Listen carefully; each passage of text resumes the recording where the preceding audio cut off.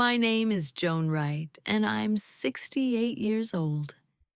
I'm sitting here on a Tuesday morning, the same Tuesday morning I've sat in this kitchen for 32 years, watching the sun come through the window above the sink, the way it catches the old coffee stains on the counter, reminding me of mornings when my hands were younger and steadier, but my heart was 10 times heavier. I'm going to tell you a story that's been building in my chest for longer than I care to admit. It's not a story about me being perfect or noble. It's not a story about a grandmother who was wronged and now I'm here to gloat about my vindication. It's a story about what happens when you love someone so much you forget to love yourself first. And what happens when that love gets thrown back in your face like yesterday's trash? It's a story about sacrifice, about boundaries, about money and power and family, and the terrible ways we can hurt each other when we're not paying attention. My story began decades ago, but the moment everything changed happened on an ordinary March afternoon. And that's where I want to start, because that's where your life can change too, if you're not careful about the choices you make and the people you trust with your sacrifices. I raised my son Marcus alone after his father left. When Marcus was just 3 years old, I was 26 years old, angry and heartbroken and determined. His father, David Wright, was a man who could not stay in one place, who couldn't stay faithful, who couldn't stay committed to anything for more than 5 minutes. I found out he was having an affair with someone at his job when Marcus was 2.5. I gave David an ultimatum, and I said, "You can stay in this family and get help, or you can leave." He chose to leave. He chose to leave because staying would have required him to be vulnerable, to admit he had a problem, to work on himself. Instead, he sent child support checks for 2 years and then stopped entirely. The last time he called Marcus was on Marcus's 6th birthday. Marcus waited by the phone all day. David never called back. I was working 2 jobs, staying up at night to make sure he had everything he needed. My mother, bless her heart, watched him during the day while I worked at the hospital as a nurse's aide, making minimum wage, lifting patients who weighed more than I did, coming home with my back aching and my feet swollen. I would pick him up from my mother's house and take him home, and we'd have dinner together, just the two of us. Some nights it was macaroni and cheese from a box. Some nights it was beans and rice. Some nights I would stretch a chicken across 3 meals because I had to make it last until payday. Those were the most beautiful moments of my life, and I wouldn't trade a single one of them. Marcus would tell me about his day. He'd tell me about the other kids at school, about the game he played at recess, about something his teacher said that made him laugh. He would sit at that same kitchen table and do his homework while I prepared meals for the next day. He would fall asleep at that table sometimes, his homework half finished, and I would carry him to his bed and kiss his forehead and promise him that I would give him more. I was going to give him everything I never had. When Marcus was 5, I took a third job on weekends doing house cleaning for wealthy families in the suburbs. I made good money doing that, $200 per house, and I did 3 or 4 houses every Saturday and Sunday. My back suffered. My hands became rough and calloused. My feet felt like they had been beaten. But I made good money, and every single penny I made went into one of two places: keeping a roof over our heads and food on our table, or going into a savings account labeled Marcus's future at the bank. That savings account was my prayer, my hope, my reason for working myself to exhaustion. I had a vision, you see. I saw my son going to college. I saw him wearing a cap and gown. I saw him shaking a dean's hand. I saw him having opportunities that I never had, that his father had squandered, that poverty and circumstance had denied to my own mother, who dropped out of school in the ninth grade to help support her siblings. I saw my son breaking the cycle. I saw him becoming something more. By the time Marcus turned 10, I had saved $15,000 for his college education. That was more money than I had ever seen in one place. I would take out the bank statement sometimes and just look at it. $15,000. I had made that from the sweat of my brow, from the hours I worked while other people slept, from the weekends I never spent relaxing, from the clothes I bought at thrift stores, and the fact that I hadn't had a new pair of shoes in 3 years. When he turned 15, I had saved $40,000. By the time he graduated high school at 18, I had saved nearly $70,000. And that money, combined with the scholarship he earned for his academics and his football ability, and the student loans we took out together, sent him to a good state university 3 hours away. I remember when he opened that college acceptance letter. He was opening mail in the kitchen after school, and when he saw the acceptance letter from the university, he picked me up and swung me around in the kitchen, his feet knocking over a chair, and he said, "Mama, we did it. We actually did it. I got in. I'm going to college, Mama." And I cried. I held my son and I cried because all of those early mornings cleaning other people's houses, all of those nights working as a nurse's aide, all of those moments when I didn't know if we would make rent, all of it had been worth it. I believed him when he said, "We did it." I believed we were in this together, that he understood what I had sacrificed, that he would remember where he came from and who had put him where he was going.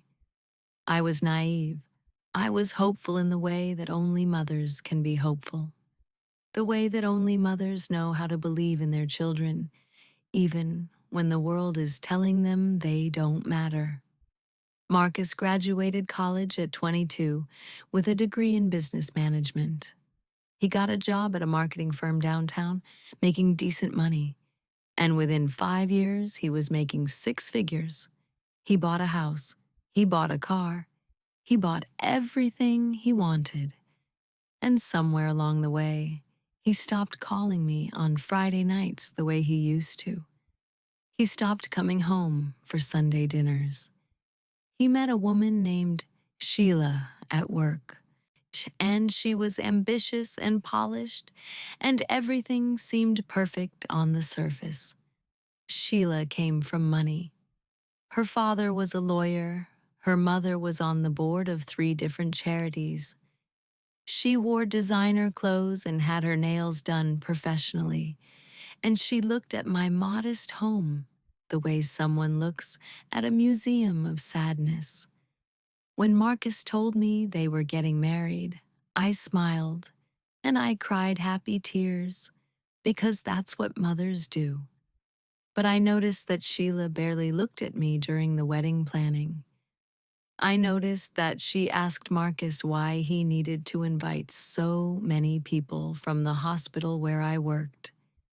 I noticed that she made a comment about my dress, said it was very colorful, in a way that made clear she didn't think it was tasteful. When I found out they were having a daughter, I cried even harder. I had never been a grandmother before, and the thought of holding my own grandchild, of having a little girl to love and teach and guide. It filled my heart with a purpose I thought I had already completed when Marcus became an adult. That purpose had been my life, and now I would get to do it all over again. Zoe was born on a cold February morning, and I was there in the hospital waiting room the entire time. Marcus called me at 6 in the morning and said, "Mom, it's happening. The baby is coming. Can you come?"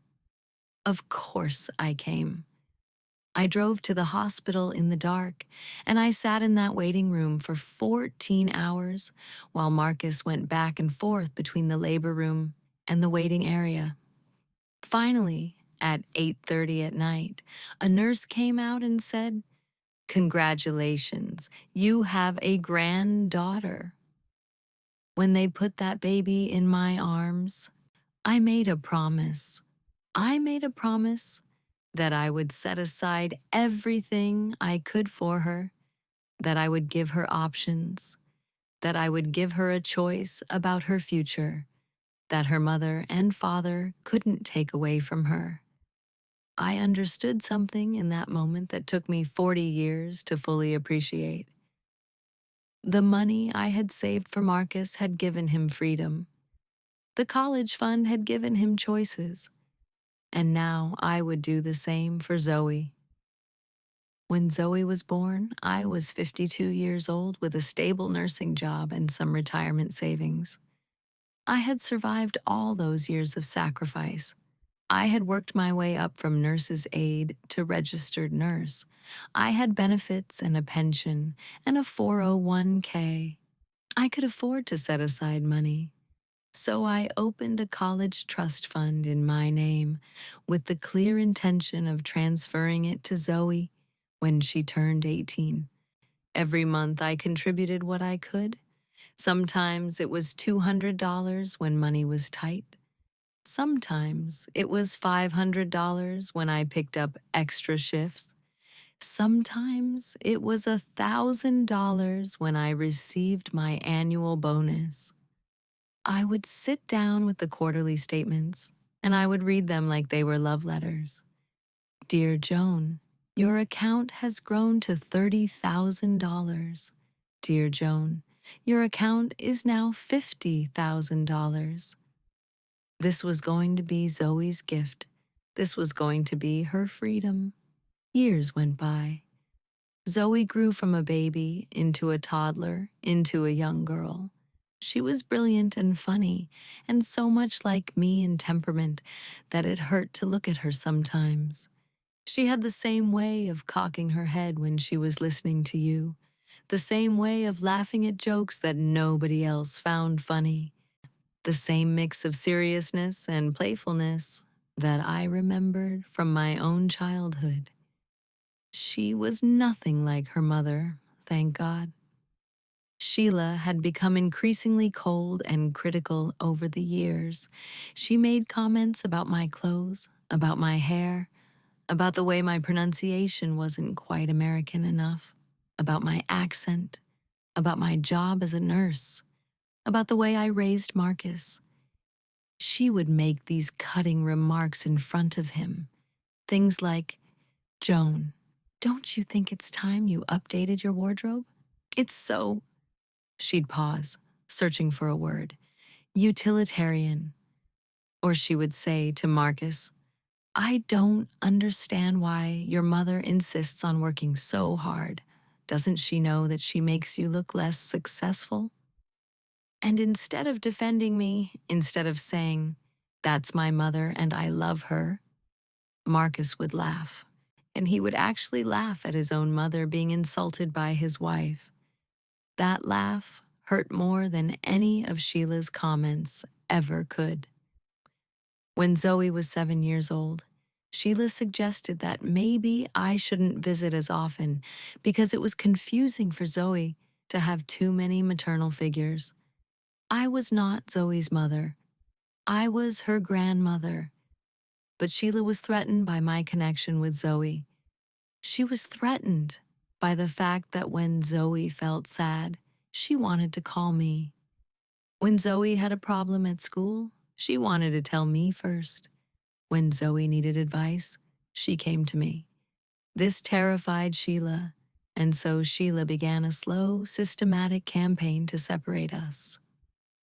When Zoe was 9, Sheila told me directly in her sharp voice while pouring herself a glass of white wine that I was enabling Marcus to be dependent on his mother, and that I needed to develop my own life outside of them. I was working full time as a nurse, sometimes picking up double shifts. I was serving on the hospital ethics committee, which meant I attended monthly meetings and sometimes had to make recommendations about end of life care and medical decision making. I was volunteering at my church, teaching a Sunday school class for teenagers and organizing the food pantry. I was raising Zoe in every meaningful way, except the legal one. I was the person she called when she had nightmares. I was the person she wanted to help her with her homework. I was the person she reached for when she was scared. But I didn't argue with Sheila.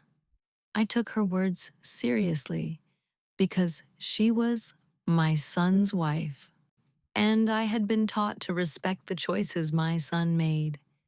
I started visiting less. I stopped calling as often. I didn't show up unannounced anymore. I became a scheduled appointment rather than a regular fixture in Zoe's life. And it broke my heart every single time I drove away from their house, knowing I wouldn't see my granddaughter again for another month. By the time Zoe was 12, I was only seeing her once a month, sometimes less. Sheila had convinced Marcus that my presence was some kind of burden, some kind of emotional weight that he needed to shed to become a successful and independent man. I watched my relationship with my son deteriorate, and I was powerless to stop it because he had given his power to someone else entirely. He had abdicated his own judgment in favor of his wife's preferences. Still, I kept contributing to Zoe's college fund. Every month, without fail, I transferred my contribution to that savings account, even when it hurt, even when the visits became shorter and colder, even when Marcus would call me and speak with that dismissive tone that had become his default when talking to me. I kept telling myself that it was worth it, that someday Zoe would know what her grandmother had done for her, that someday she would have choices because of my sacrifice, that someday this would all make sense. In March of this year, on a Tuesday afternoon, everything came to a head. I had been having heart palpitations for a few weeks. Nothing dramatic, nothing that laid me flat, but a quickening in my chest that would come and go, usually at night when I was trying to sleep. I mentioned it to a colleague at the hospital who encouraged me to see my doctor. She said, "Joan, you can't help anyone if your own heart gives out." So I called my doctor and made an appointment. When I went in, he listened to me carefully, and then he said, "I think we should run some tests. Some EKG work, maybe an echocardiogram, just to rule out anything serious." I nodded, and I took the paperwork he gave me, and I felt a familiar dread settle in my stomach, because I knew what tests cost. Even with insurance, even with my good job, I knew that I would be paying money I didn't want to spend for tests I was probably going to be fine without. The nurse at the front desk said, "Your insurance will cover 60%. The rest depends on your deductible." I asked about cost estimates. She said they would bill me after they received the information from the insurance company. I went home and I ran the numbers in my head.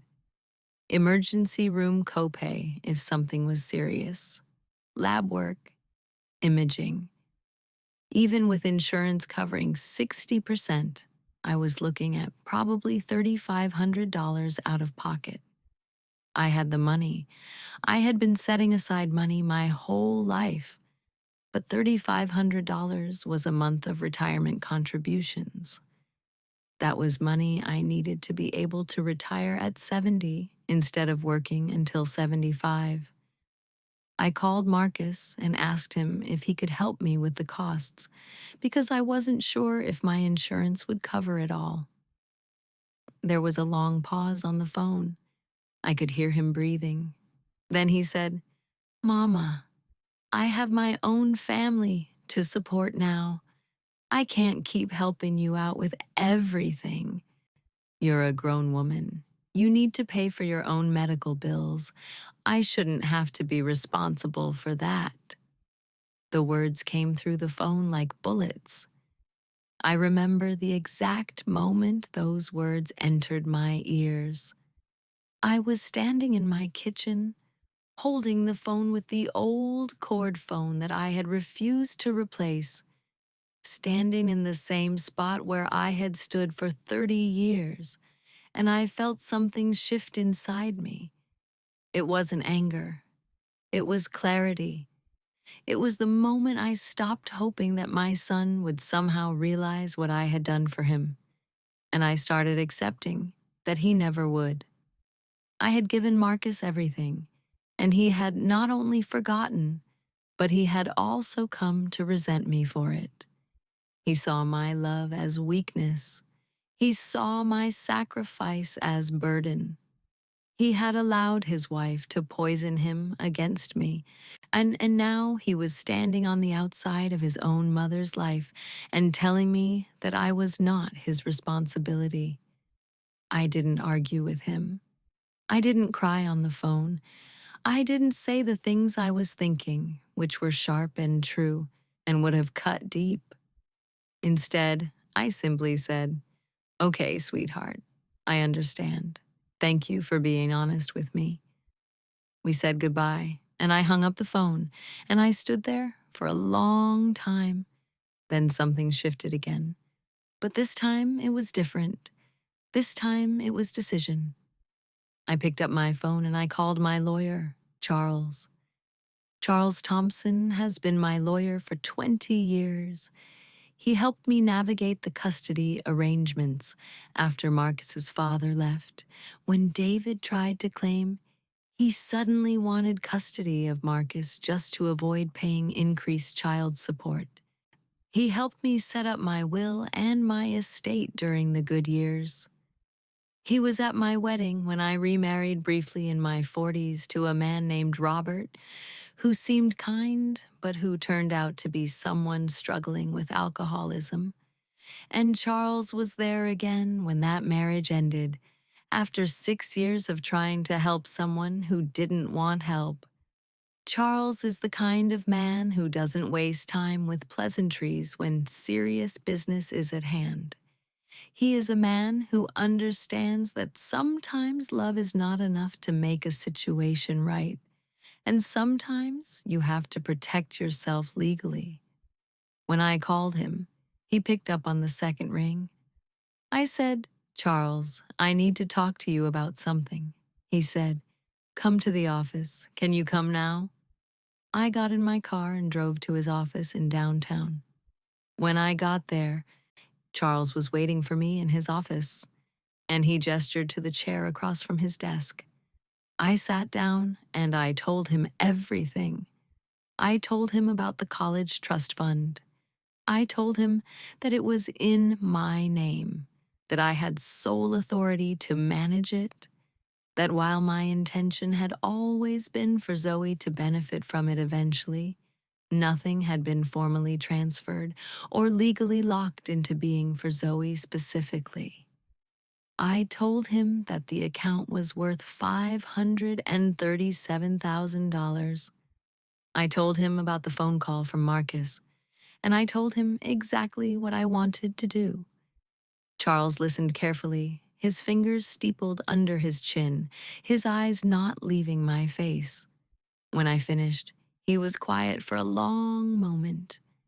Then he said, Joan, tell me everything. I want to know why you saved this money. I want to know your intentions. I want to understand exactly what you're thinking. I told him the whole story. I told him about raising Marcus alone. I told him about the house cleaning jobs, the double shifts at the hospital, the decision to give everything for my son's future. I told him that I had done the same thing for Zoe. I told him that I had been pushed to the margins of my granddaughter's life, that I had been accused of being a burden, that I had watched my son choose his wife over his mother, and that his wife was manipulating him. I told him that I was 68 years old and I was tired. I told him that I didn't want to spend my final working years before retirement watching my son and his wife take advantage of me. Charles nodded slowly. Then he said, Joan, before we do this, I need you to be absolutely clear about something. Once you move this money, it changes everything in this family. It's your money, legally and morally, and you have every right to move it. But you need to understand that there will be consequences. Marcus may not forgive you. Zoe may not understand when she's older. Your relationship with your family may never be the same. I sat with that for a moment. I thought about what I was about to do. I thought about the weight of it. But I also thought about my relationship with my family, as it already was, about how much it had already changed, about how much I had already lost. I said, Charles, I understand. But I also understand that I am not responsible for managing my family's expectations of my money. I am responsible for my own security and my granddaughter's future. I've lived most of my life for other people. I think it's time to live a little bit for myself. Charles nodded. He said, Then let's do this the right way. Let's do this so that there's no question about what happened, so that everything is documented and legal and unassailable. We spent the next 3 hours going through documents. We talked about what would happen to the money. We discussed moving it to an investment account that was separate from the bank where Marcus could see statements. We discussed the tax implications. We discussed the legal ramifications. And we discussed what I wanted to do with that money beyond just moving it. I told Charles that I wanted to set up a new trust fund for Zoe, one that would be managed by an independent trustee, one that would be transferred directly to Zoe on her 18th birthday with no ability for her parents to access it or control it.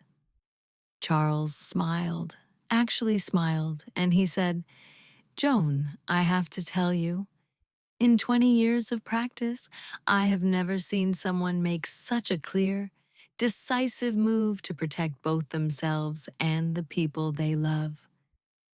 The next morning, I went to the bank and I transferred $537,000 into a new investment account under my name only.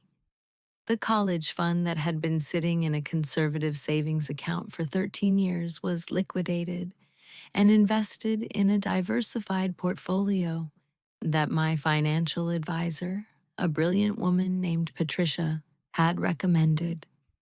This portfolio was designed to grow significantly over time, to protect against inflation, and to generate returns that would exceed what the conservative savings account had been earning. I didn't tell Marcus. I didn't tell Sheila. I didn't tell Zoe. I didn't tell anyone. The bank teller processed the transaction, and I walked out of the bank with a receipt in my hand and a sense of clarity I hadn't felt in years. I went to work that day. I took care of my patients. I checked their vital signs and helped them with their medications. and listened to their stories. I came home and I made dinner. I paid my medical bills. I scheduled a follow-up appointment to monitor my heart health. And I waited. I knew it would come out eventually. Information like that always does. 2 weeks later, Marcus first found out about the money through a conversation that Zoe had with him. Apparently, Zoe and I had been texting more frequently, which Sheila had been monitoring. Zoe had gotten her first phone on her 12th birthday, and Sheila had insisted on parental controls and regular check-ins about who Zoe was communicating with. Zoe would text me sometimes with questions or comments, and I would text back, and we were rebuilding the relationship that had been damaged by Sheila's isolation tactics. When Zoe asked me if I was okay and if everything was all right with my health, I told her the truth. I said, "Sweetie, Grandma is fine. I had some tests done and everything came back good. My heart is healthy, but I needed to make some changes to my finances to make sure I'm secure for the future. I want you to know that whatever happens, you're going to be okay." Zoe, being a young girl with good instincts, it mentioned to her father that her grandmother had said something about money changing, and she wondered if her grandmother was in trouble. Marcus, instead of calling me to check on my well-being, instead of asking me if I needed help, called his financial advisor to ask if I had made any major financial moves. He was suspicious. He was worried. Or maybe, though I hate to think this way, he was hoping to find out that I had invested in something risky that he could use against me later. Our bank has privacy protections, of course, and the bank would not give him information about my account. But Marcus has his own account with the same bank, and he started asking questions about his account. And in the process of reviewing his statements, he noticed something odd. A large transfer to an investment account had been made. The bank couldn't tell him whose account it was, but he could infer based on the transaction clearinghouse information. Within 2 weeks, it was confirmed through his own sources, probably through a conversation with someone at the bank who shouldn't have been gossiping, but people do. The college fund that Marcus and Sheila probably didn't even know about explicitly, the account that had been quietly growing in the background of their lives like a secret, was gone. I was at work when I received a call from Marcus. He was on day shift and I was coming out of a patient's room where I had just administered pain medication. My phone buzzed and I looked down and saw his name, and I knew. I already knew what the call was about. I went to the break room and I answered the phone. Marcus was furious. He was shouting. He was saying things like, "What did you do? What the hell did you do?" His voice was tight and angry and full of betrayal, as if I was the one who had done something wrong. He said, "You took Zoe's college fund. How could you do that? That was for our daughter's future." I remained calm. I spoke in the same voice I had used with patients in crisis, with families who had just received bad news, with people who were scared and lashing out. I said, "Marcus, that money was never Zoe's college fund. It was my money. It was in my name. I opened that account. I funded that account. Every penny came from my paychecks. That money belongs to me." He said, "But you always said it was for her. You said you were saving it for her college." I said, I was saving it with the intention of giving it to her. But the word intention and the word legal ownership are not the same thing. That money has always been mine." He said, "After everything we've done for you, after everything I've provided, how could you be so selfish?" I didn't remind him that I had raised him without his father.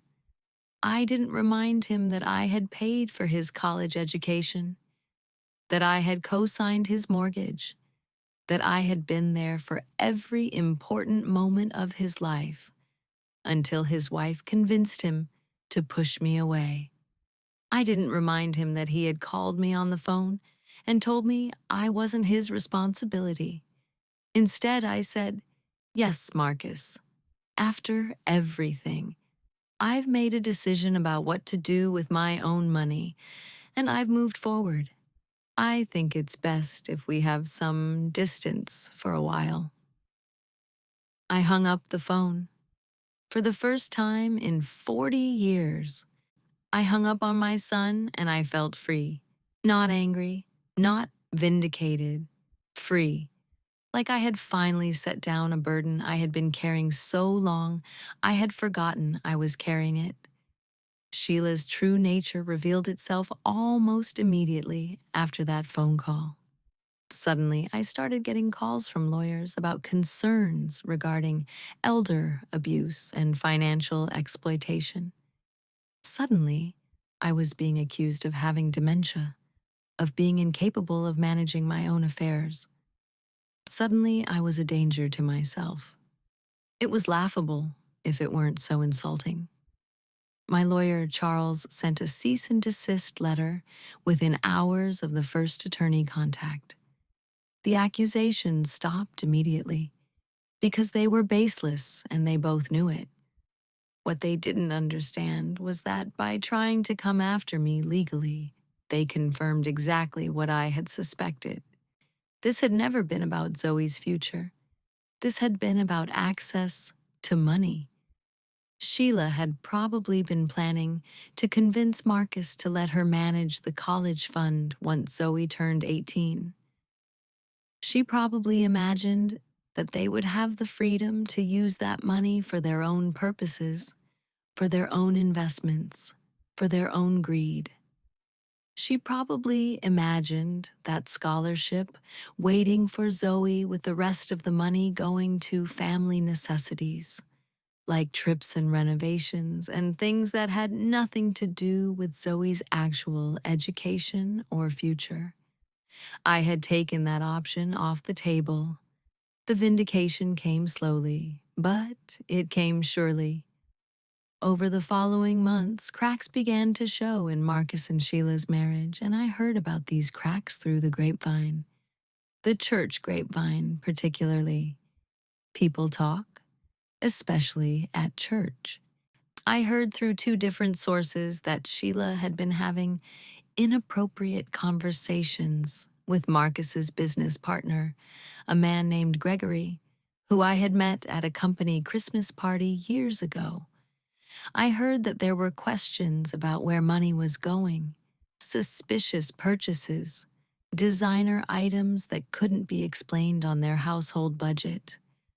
I heard that Sheila had been making large cash withdrawals. I heard that the mortgage on their house was somehow in arrears despite Marcus making six figures. I heard that Marcus's mother, me, Sheila's mother-in-law, had become a convenient scapegoat for financial problems that were actually coming from within their own marriage. I heard all of this, and I didn't say a single word. I just listened, and I let the truth reveal itself.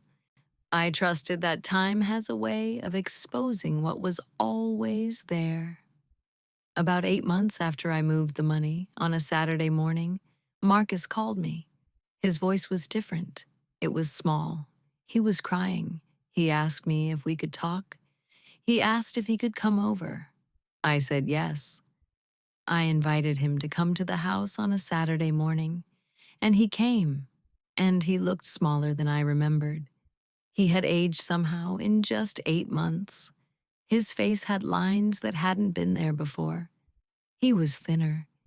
He looked like a man who had not been sleeping, who had not been taking care of himself. We sat at the kitchen table, the same kitchen table where he had opened his college acceptance letter all those years ago, where we had eaten dinners together as a family, where my mother had taught him to make biscuits, and he told me the truth.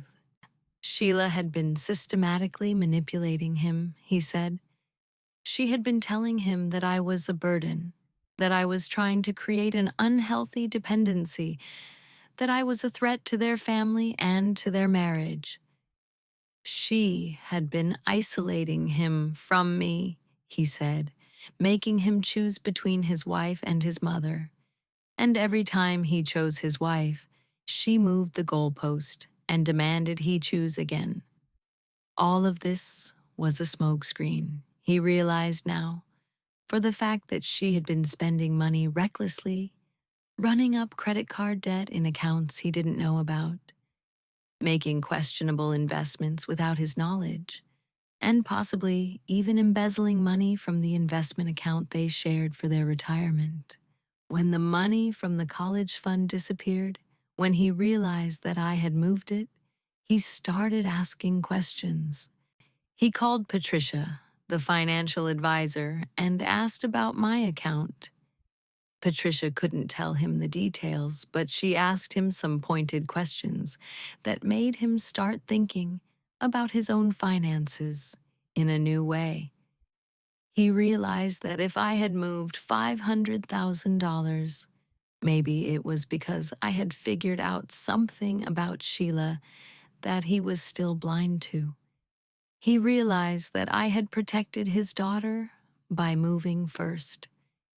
He realized that Sheila had probably already planned to steal it or redirect it somehow, probably under the guise of a gift to themselves or an investment opportunity that she had discovered.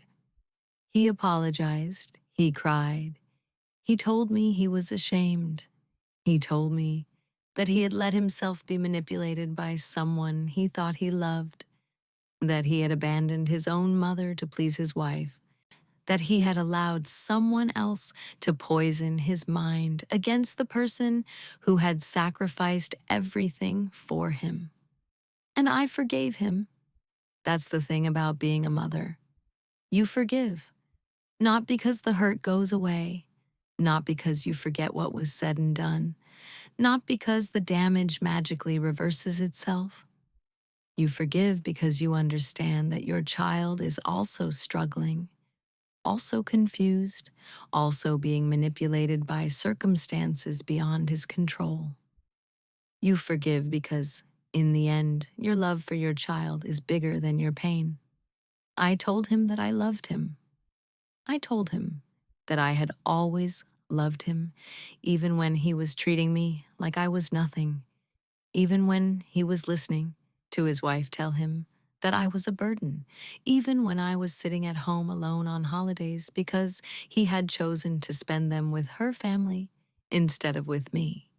And I also told him that we would need to rebuild trust very slowly. I said, Marcus, trust is like glass. Once it breaks, even if you glue it back together, there are always cracks. There are always weak spots.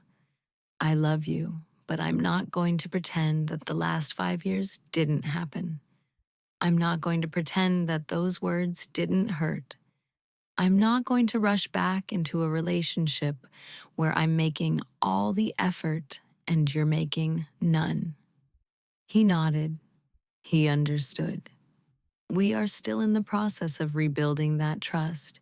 He and Sheila are now separated, working through a divorce that is going to be complicated and expensive because of the financial issues they have created together. There are custody arrangements to be negotiated. There are assets to be divided. There are questions about what Sheila has done with money and where it has gone. It's messy and painful and exactly the kind of situation that I hoped my son would never have to experience. But sometimes people have to hit bottom before they can start climbing back up. Marcus has started therapy. He is actively working on understanding how he allowed himself to be separated from his mother and from his own values. He's working on understanding how he became someone who would choose money and appearances over family and honesty. He's learning about codependency and manipulation and the ways that fear can make us do things that don't align with who we really are. And I have invested in something more important than any amount of money. Zoe now comes to my house every other weekend. She stays with me Friday nights through Sunday afternoon. We make breakfast together on Saturday mornings, bacon and eggs and hash browns, the way my mother taught me to make them. We watch movies together. We talk about her dreams and her fears and what she wants from life. She tells me about school and her friends and the drama that is middle school. I tell her stories about her mother when she was young, before she became bitter and controlling, before she forgot how to be kind. I teach her how to take care of herself, how to set boundaries, how to recognize when someone is trying to manipulate her. I teach her that her worth is not determined by what she does for other people. And I have set up a new college trust fund for her, one that is managed by an independent trustee that neither Marcus nor Sheila can access or influence. This trustee is a woman named Patricia, the financial advisor, who will make decisions about the money based on Zoe's best interest and Zoe's wishes. The fund will be transferred directly to Zoe on her 18th birthday, with documentation that makes it clear that no parent or guardian has the authority to touch it, to access it, or to redirect it. This new fund has $500,000 in it, and every penny of it is tagged with legal documentation stating that it is for Zoe's use only, in her name only. I did this not out of spite toward Marcus or Sheila, but out of love for my granddaughter and out of respect for her autonomy and her future. I did this because I had already learned the hard way that you cannot control how people treat you, but you can control what you do about it. If stories like this speak to you, if you have felt the sting of sacrifice going unrecognized or unappreciated, if you are struggling with family members who don't understand what you have given up for them, if you are at a crossroads where you have to decide whether to keep giving or to start protecting yourself, I want you to do something right now. Hit subscribe, share this video with someone who needs to hear it, because this is not just my story. This is the story of every grandmother who has been pushed to the margins by a daughter-in-law. This is the story of every parent who has given everything only to be told they are a burden. This is the story of every person who has learned the hard way that you cannot control how your love is received, but you can control what you do with it. And you can protect yourself and your principles while still holding space for forgiveness. When I cashed in that college fund, I learned something important.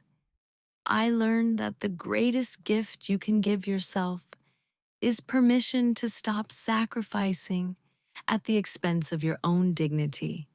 I learned that money is a tool, and sometimes the most powerful use of a tool is to send a message that you matter, that your boundaries matter, that your future matters. I learned that love without boundaries is not love. It is enabling. It is enmeshment. It is a cage, disguised as affection. I also learned that family is not always defined by blood. Family is defined by the people who show up for you. Family is defined by the people who listen when you speak, who respect your boundaries, who acknowledge what you have done for them without making you feel guilty for having done it. My relationship with Zoe is stronger than it has ever been because she knows that her grandmother is a woman who stands by her word. She sees her grandmother as someone with agency and power, not as someone who can be dismissed or manipulated. She sees her grandmother as someone who will protect her, even if it means going against the people who are supposed to be protecting her. And that is worth more than any amount of money in any college fund. To all the mothers and grandmothers watching this right now, I want to say something to you directly. Your love is not currency. Your sacrifice is not a debt that others owe you. But your love is also not something that should be treated as worthless. There is a difference between loving someone unconditionally and allowing someone to treat you like a mat, like a doormat, like something that exists only to be walked on. There is a difference between being kind and being weak, between being generous and being exploited. There is a difference between forgiveness and accepting mistreatment. There is a difference between grace and accepting disrespect. You have the right to draw a line. You have the right to protect yourself. You have the right to move your money, change your will, and protect your legacy.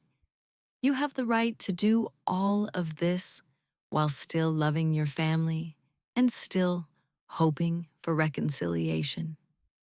These things are not contradictory. They are the mark of a woman who understands her own value, who recognizes that she is not responsible for managing everyone else's emotions, and who is willing to make difficult decisions for the greater good.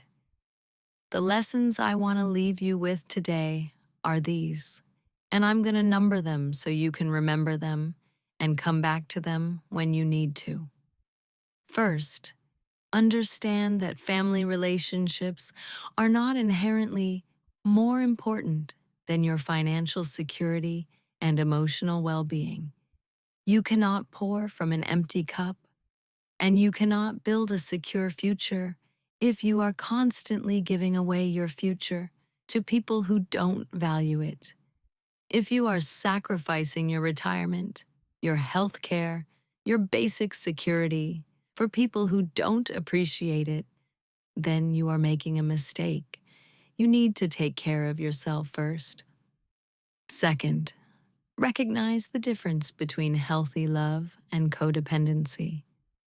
When you find yourself constantly making excuses for someone else's behavior, or modifying your own behavior to appease them, or accepting treatment you would never accept from a stranger, you are in a codependent relationship, and you need to address it with professional help. Talk to a therapist, join a support group, get help from people who understand these dynamics. Third, never underestimate the influence that a spouse or partner can have on your adult child's feelings toward you. Sometimes what looks like your child's rejection is actually your child's partner's manipulation. This doesn't excuse your child's behavior, but it does provide context.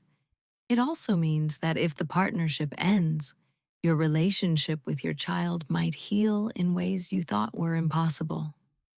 Hold on to hope, but don't hold on to resentment. Fourth, document everything. I was able to move that money without legal repercussion because I had always maintained clear ownership of the account. Every penny that went into that college fund was documented and traceable to me. If you are giving money to family members, make sure you understand the legal implications of what you are doing. Is it a gift or a loan? Is it an investment in their future or a contribution to their household? These details matter in family law. Consult with a lawyer before you give large sums of money to family members. Fifth, invest in good legal counsel. Charles Thompson was worth every penny of his fees. A good lawyer is not an expense. A good lawyer is protection. A good lawyer is someone who can advise you on your rights and your options before you need them desperately. When you're in crisis, when you're angry, when you're hurt, and you're not going to make good decisions on your own. That's when you need someone who can be rational and clear headed on your behalf. Sixth, understand that protecting yourself is not selfish. When I moved that money, I was not being selfish. I was protecting my granddaughter's future, and I was protecting my own security. I was saying to my family, I matter. My intentions matter. My generosity should not be taken for granted. That is not selfishness. That is self respect. That is the bare minimum of what you should demand for yourself. Seventh, be willing to enforce your boundaries. When Marcus asked me to help him with medical bills, and I said I couldn't, I meant it. I didn't secretly help him after I said no. I didn't bail him out when things got tough. I held my boundary, and eventually he had to figure things out on his own. And guess what? He did. He survived. He got stronger. He learned that he is capable of handling his own problems. The best thing you can do for people you love is allow them to experience the natural consequences of their own choices. If you are constantly protecting them from the results of their decisions, you are preventing them from growing and from learning to handle adversity. Eighth, understand that forgiveness does not require you to go back to the way things were. I forgave Marcus, but I did not immediately return to visiting him constantly or being available whenever he called. I forgave him and I asked for an apology, and I told him that rebuilding trust would take time. True forgiveness is not amnesia. It is not pretending something didn't happen. It is choosing to move forward while still acknowledging that something hurtful occurred. Forgiveness is for you, not for them. Forgiveness is the act of releasing the bitterness that lives in your own heart. But that does not mean you have to return to a relationship that was unhealthy. That does not mean you have to forget what happened. That does not mean you have to trust someone before they have demonstrated that they deserve your trust. Ninth, remember that your worth is not determined by what you do for other people. I raised Marcus. I paid for his education. I set up trust funds for his daughter. I sacrificed my own rest and my own security for his well-being. But my worth is not dependent on these things. My worth comes from the fact that I am a human being with inherent dignity. My worth comes from the fact that I have worked hard and treated people fairly and tried to live according to my values. Marcus's love or approval does not add to or subtract from my value. That was a hard lesson to learn, but it was the most important one. Because once I understood that my value was not dependent on what Marcus thought of me, I was free to make decisions based on my own well-being rather than on his approval. That freedom is priceless. And 10th, understand that sometimes the greatest vindication is the quiet one. I didn't go on a screaming rampage. I didn't tell everyone in the family what I had done and why I had done it. I didn't use my money as a weapon to hurt people. I didn't gloat. I didn't say, I told you so, when everything started falling apart for Marcus and Sheila. I simply protected myself and my granddaughter, and I let time and truth do their work. The most powerful thing I said to anyone was to my lawyer, Charles. I said, I want to protect what is mine. I want to make sure my granddaughter has options, and I want to do this legally and ethically so that there is no question about what I have done or why I have done it. That's all it took. That's all I needed to say to set things in motion that would change everything. My story is not about winning a victory over my son or my daughter in law. My story is not about revenge or resentment or proving that I was right all along. My story is about recognizing where I had given my power away and taking it back. It is about understanding that I am not responsible for anyone else's happiness, but I am responsible for my own. It is about learning that the people you love the most can hurt you the deepest. And that does not mean you should stop loving. It means you should love more wisely. It means you should love with boundaries. It means you should love in a way that also includes loving yourself. As I finish this story, I want you to know that I am 68 years old and I'm still learning. My relationship with my son is healing, slowly but genuinely. We talk on the phone every week now. He comes over for Sunday dinner when Zoe is at my house. He brings groceries. He helps me with things around the house. He listens when I talk, and he doesn't try to change the subject or dismiss what I'm saying. My relationship with my granddaughter is strong and getting stronger. She is learning who her grandmother really is. Not the diminished version that her mother had created, but the real woman who raised a son alone, who sacrificed for her family, who had the courage to say no when it mattered. My health is good. My heart is strong. My finances are secure. And I am at peace. I am at peace because I chose myself. I am at peace because I set boundaries. I am at peace because I protected what was mine. And I am at peace because I did all of this with integrity and with love. That peace, I want to tell you, is worth more than $500,000. That peace is priceless. That peace is the thing that money cannot buy, the thing that you have to earn through honesty and courage and the willingness to face the people you love and say no. And I pray that everyone watching this finds their own peace, their own power, and their own path to recognizing that they matter. I pray that you find the courage to protect yourself. I pray that you find the wisdom to love wisely. I pray that you find the strength to say no when you need to say it. Thank you for listening to my story. I will be back with another story soon, and I hope you will be here to listen.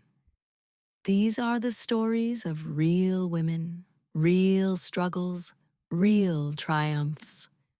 These are the stories that matter. God bless you all.